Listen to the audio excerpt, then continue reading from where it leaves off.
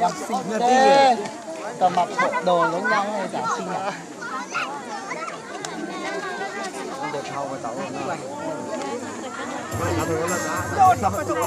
Mày cũng muốn được. Bao nhiêu rồi?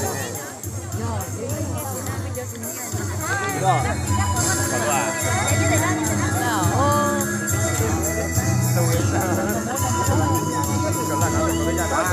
Nó đen rồi bây giờ à.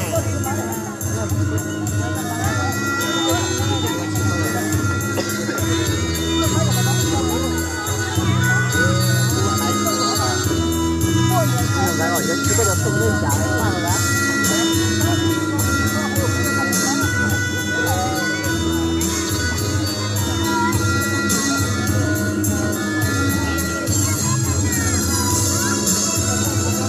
Ai rồi? Ôi, đi đâu phải tan. Còn xong quá. Quay ở xa mà, quay ở xa. À.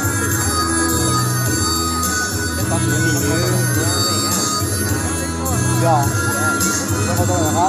Nó còn có tổng hơn cả nó này. Nó nhìn nữa hả?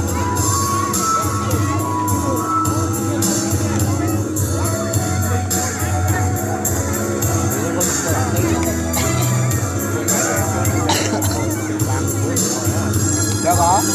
Dạ. Cái này nó hả? Dạ đúng. Dạ mình làm được nữa đưa tao được lo. Đủ bao lúc mua một cổng sức cho tay nó cổng. Rồi đó. Bao mua. Sức của thế nào bỏ? Có bảo. Bỏ đâu rồi. Dạ mấy để chi. Một con là lông này. Bỏ được sao?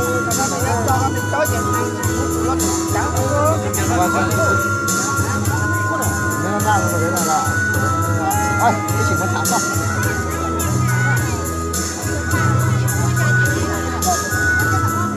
Ui, không có chuyện sai. Sao này này cũng còn đâu rồi. Nhưng còn là chuyện sai là chuyện bạc.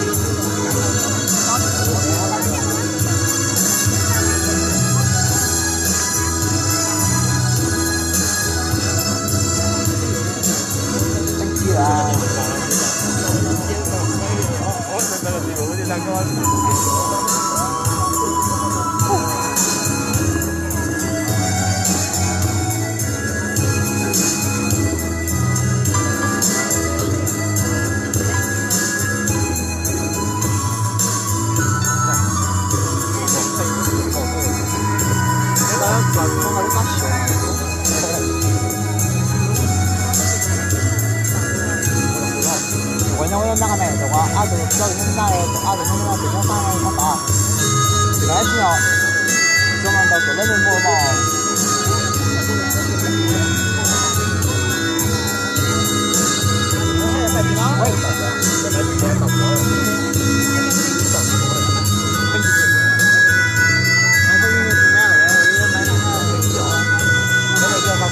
sao không có này loại bố một trong cái này ra ra cái này đó ông bố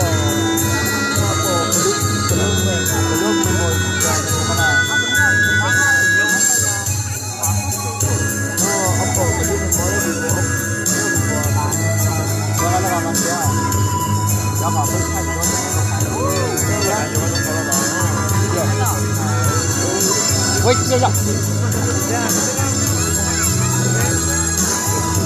đủ quá nha câu anh này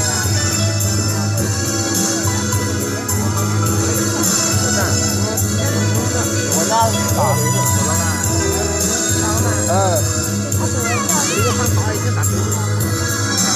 qua thì kiếm nó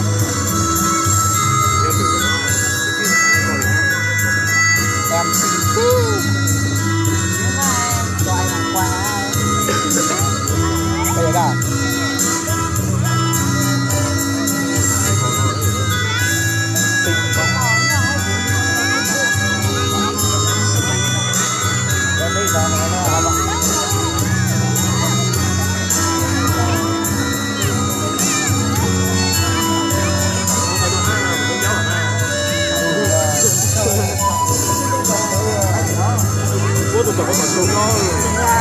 tôi không biết đường thái anh đi ra chắc chắc thử ai ra anh tàu chưa bị lừa cái thôi mình chỉ đây nè nó canh đấy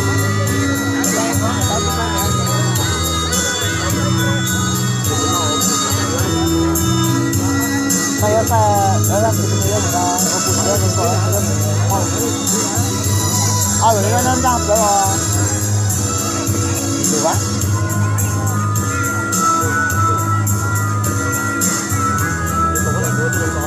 không còn đồ áo đồ nha cái đồ nha chị áo đi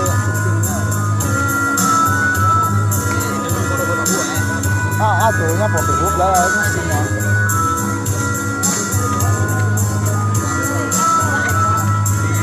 thế là quá này ngoài này có nhiều trai đó quá này